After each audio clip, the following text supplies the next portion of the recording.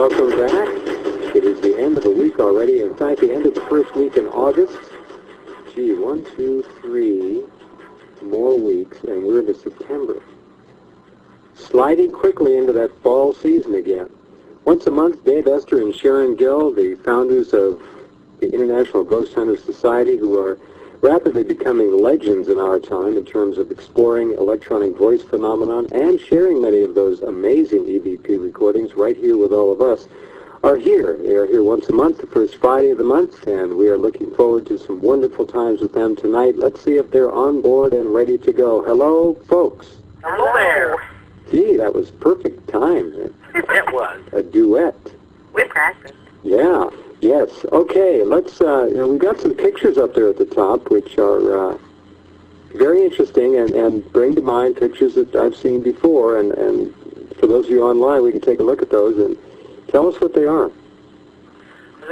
They're a term what we've called the supercharged orbs in motion. They're actually emitting energy fields around them, and they're just they're over. On the first photograph, on the left-hand side, you see little streaks of white. And I do. I see it. You see a little bit just like dots. But they're really not dots. They're actually still orbs in motion, but they're all radiating energy, radiating light. Right. And this is amazing, the number of spirits that we have there. The second picture is really amazing because on the right-hand side, one of the orbs in motion, it almost looks like a little snake with a little snake head that's radiating kind of a reddish glow. Sure, I see it. Passing in front of the Spanish moss. Oh, yeah. So it indicates it's between the camera or the photographer and the moss. Yep. Yep, I see it. Okay, we have music, angelic music in the background. Pausing on that, we'll come right back. Take a look at those photos. We'll talk more about them in just a couple of minutes. As Dave Esther and Sharon Gill share our time tonight with us, and we're very happy to have them with us.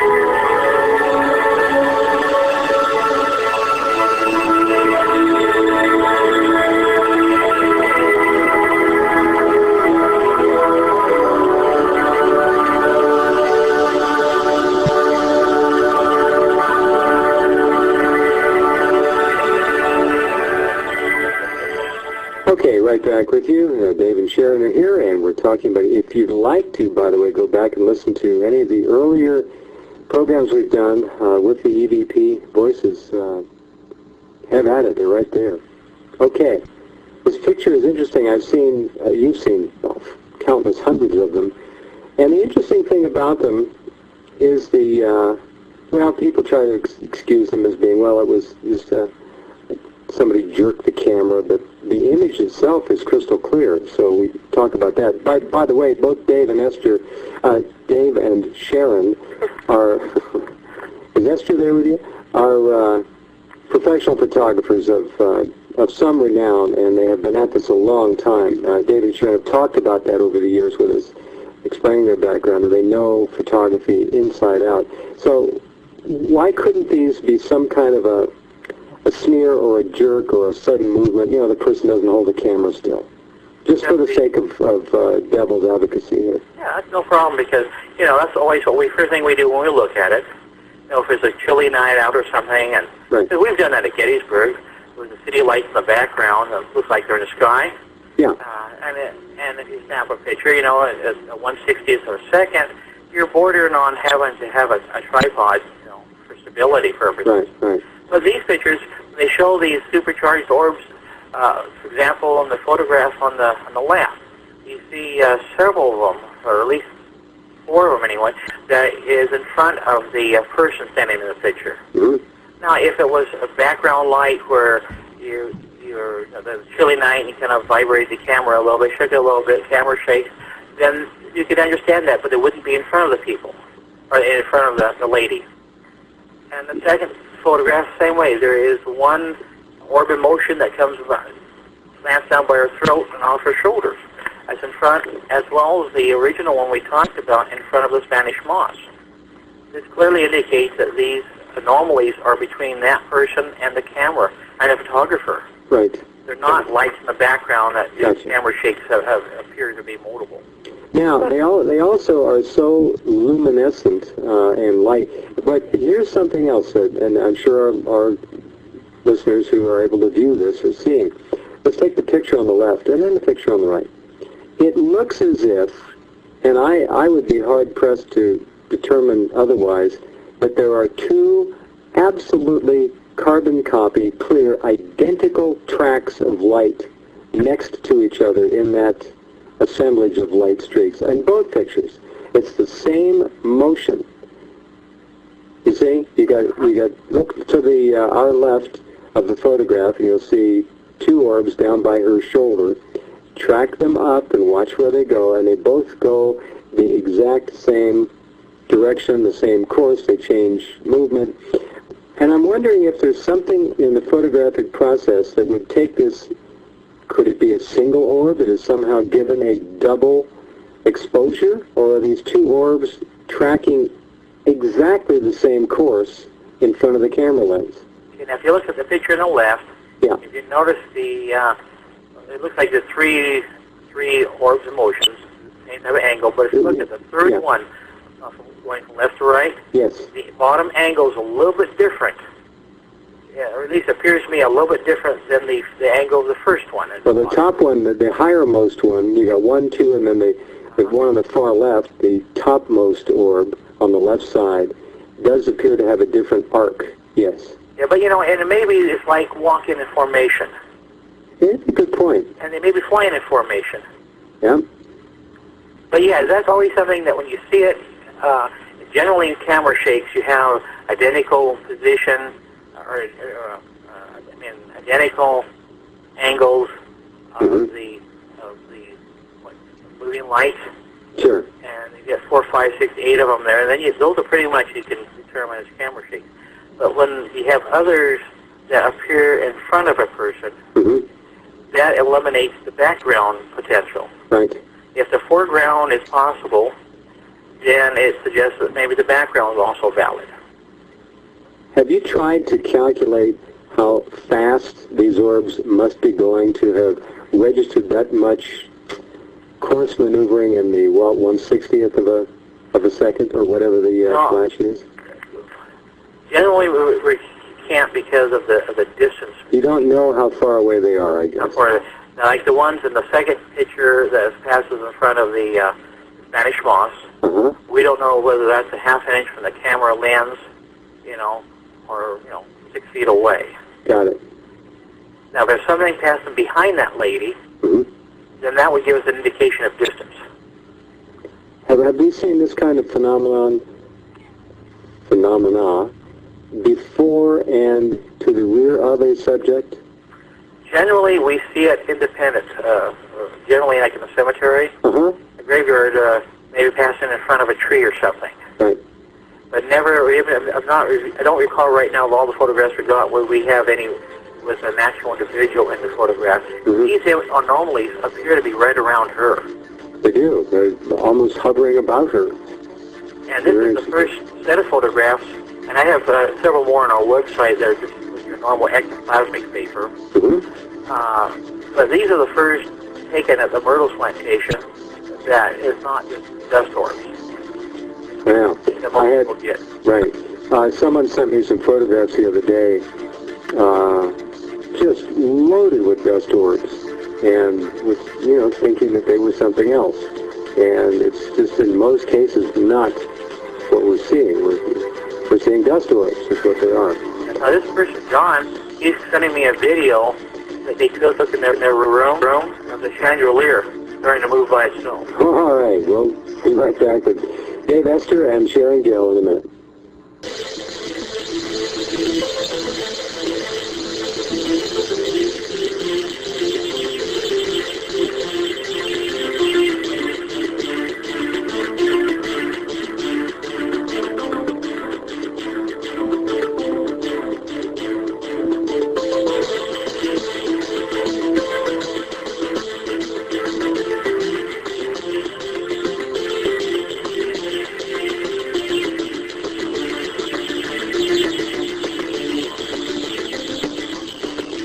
Okay, right back with you, and Dave and Sharon.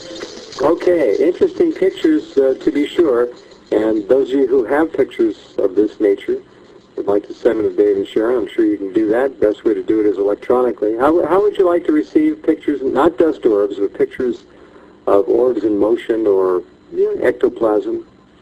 Like this, they say it as an attachment. An email. Any particular size file you'd like to work with? We'd like to know if they could keep it to 100,000 bytes or less. And sometimes we download most of the time through a wireless internet, and it's a slow process. And when you send us a 3 meg file, it may take us 30 minutes to download. Right. Where 100,000 would be just fine because when we post it on the internet, we have to shrink it down anyway. Indeed. In the last break, Jeff, we were talking and. We forgot to mention that these photographs we're taking with a digital camera, so you don't have a double exposure because there's nothing mechanical in it. Not possible. I got it. Now, the other things it could be a firefly. But they'd all have to be turned on bright, lit up at the same time. And they'd also have to be flying the exact same course. Formation. Yeah. So now we're talking about intelligent fireflies. Well, yeah. Somebody's going to say it's more alien-oriented than it is ghosts. The Blue Angels of fireflies. Gee. Okay, all right, let's move on to our topic at hand, which is the just totally exciting field of electronic voice phenomenon. What we've also done, we've also included the web link to the Myrtles Plantation for those that like to visit it. Very good. And then the second link takes us back to our ghost website and our free pictures, which has several more photographs. So do we want to journey over there quickly? You want to. It's, I believe I can't remember where it's Myrtle Plantation 1 or Myrtle Plantation 2. Okay, let's take a look. More Myrtle Plantation photos and samples of ghost web photos. Myrtle Plantation 1 is on the top left column. Myrtle's Plantation 2 is in the center. So let's see what we come up with here. The center one has opened up with 2 pictures. It looks like it's inside of a house with a chandelier. Okay, those are the ones indoors. Is that the ones we want to look at? Yeah, And the one on the right actually is an outdoor photo of ectoplasm in front of a camera. That is not, folks, cigarette smoke. They don't allow smoking in the house. Or outside. It's a smoke-free plantation. Over the years, we get different people who've had different experiences there. Like any place that has a history, where there are reasons why spirits might not move on. This one here, because of it being in the South and being a still plantation type thing, a bread and breakfast. These pictures are probably the most remarkable ones we've ever seen there. Oh, neat. Okay. So you can take a look at those at your leisure. More Myrtle's Plantation ghost photos at ghostweb.com. All right. Next up. Where the chandelier was at? Yeah. Was where John got these EVPs. That's the chandelier, or is that the one that he got moving in video? The one he had, I don't know if it was that one or the one in his room. Okay. But he said he sent me the video, so it will be forwarded up to shortly. Okay. And maybe I'll get a copy and send it over to you. So sure. You can review. Yeah. See what all it's right. like. Very good. EVP Tex Miller Larson. Now, this was, again, done in the room with that chandelier photograph. And like we believe in a free democracy, and the interpretation is up to. It doesn't quite sound the same now as it did Oh, you're backing off again? We haven't even started. It's kind of a weasel answer, but, you know, even Sharon doesn't agree with me this time. So we thought we'd leave it up to the judge. See, I mean, sometimes, for those of you who are new to the program, sometimes Dave will tell me that an EVP we're going to hear says, ham and Swiss on rye. It sounds nothing like ham and Swiss on rye, and he's actually claimed that these things change on him, but we'll let it slide. He just might be aged, too. All right, well, whatever. Okay, here's the first one that at one time I thought said Tex Miller. I wonder what they call him Tex. Maybe it's from Texas, I don't know. Well, one would hope. Yeah. Okay, here we go.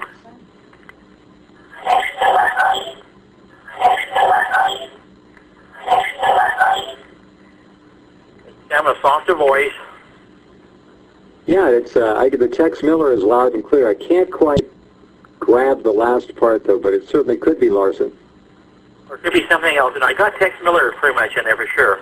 Okay, let's play that again, and let's see if we got... This is an electronic voice from who knows where, recorded with a digital recorder, or either that or a tape recorder. Yeah, I don't... John didn't mention which of the two. If he did, I didn't catch on it, but it was... Whatever it is, it was a good recording. Here we go. Okay.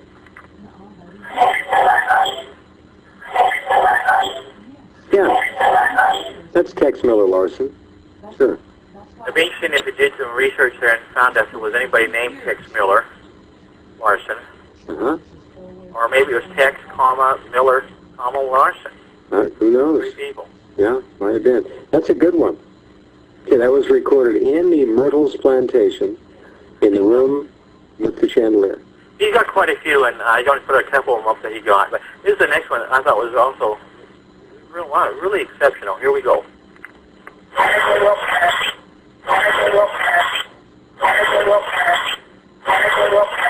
Well, there are some words to live by.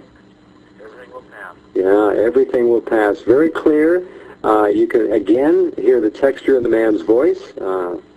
It always is fascinating to hear how every single EVP voice is different. Well, why wouldn't they be? Speaking. It was? No, that's what I heard it as a woman. Well, it could be. You know, you drink enough whiskey and smoke enough cigarettes, you sound like a man. Or maybe it's somebody that figures that the stress that they're under, everything will pass. They just have to give it time. Give me another drink. Let's hear that again. Okay, here we go.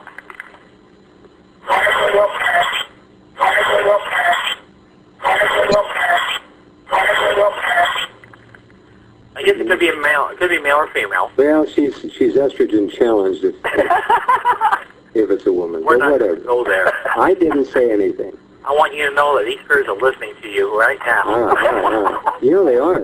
And they'll search you out in a spirit way. I better be careful. They'll zap you. Lightly, of course. All right, my voice will get higher, I see, in retribution. Now, when I did a reverse on that, I originally thought it sounded like this, like quarters and eighths, but it no longer sounds like quarters. All right, hold on. We'll do this break and come back and see if it now sounds like ham and Swiss on rye. I think it was a hormonal change. It could be. I never liked rye bread, to tell you the truth. All right, be right back with Dave and Sharon in just a couple minutes and more EVP for you.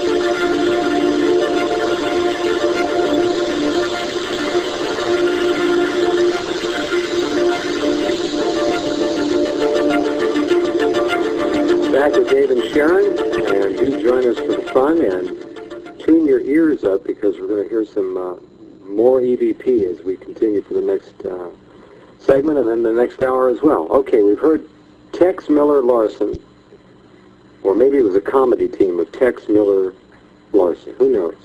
And then we heard Everything Will Pass, an old minister, or, well, never mind. And then, You know, it's like Sharon was talking during the last break. She remember reading that there's at least 10 of their workers who were murdered on the plantation. murder? At least 10 people murdered it when it was a working plantation. So were this serial killer at work, or these occurred at different times, different times? Huh. And if you notice the pictures, there's probably between 10 and 12 individual orbs of light in motion. Well, Maybe they formed a union. could be. You know how those entertainers are. Yeah, I know. Now, when we go reverse, everything will pass. Originally, I thought I heard quarters and 8. Maybe it's quotes and 8, or maybe the terminology that was localized at the time. Okay. That so this is what it says in reverse.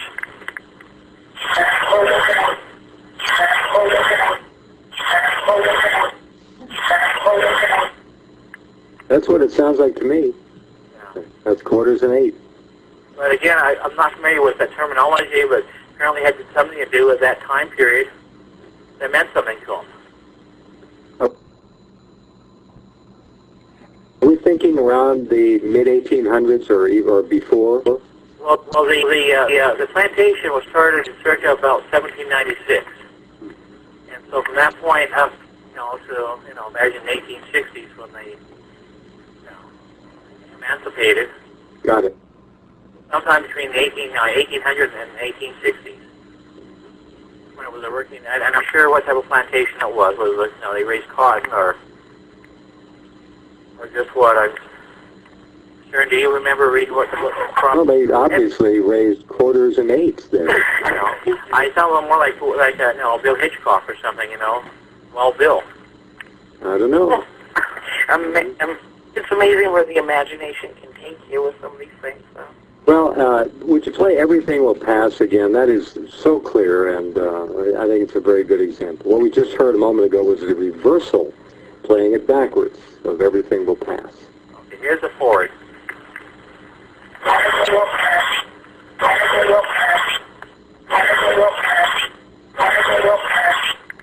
Now, do you hear how that was said? It was said perfectly. I mean, the cadence was right, the emphasis was right. Everything will pass. It wasn't everything will pass. It was said perfectly. I mean, the person was making a statement. And it's good philosophy to follow when they're in a tough bind, make lemonade out of lemons. Everything will pass. Yeah, I'm going to write that down. That's pretty good. Think of some other examples. Make guacamole out of avocados. All right. Jeff, the Myrtles was built by General Bradford in 1794. Now, he's a famous name. So, yeah. And it's been sold and bought, but when they found out that the owners found out that it was haunted, it was turned into a place where people could go and stay and experience the ghosts there. I guess the most famous is the slave woman who poisoned the mother and the daughters in a birthday cake.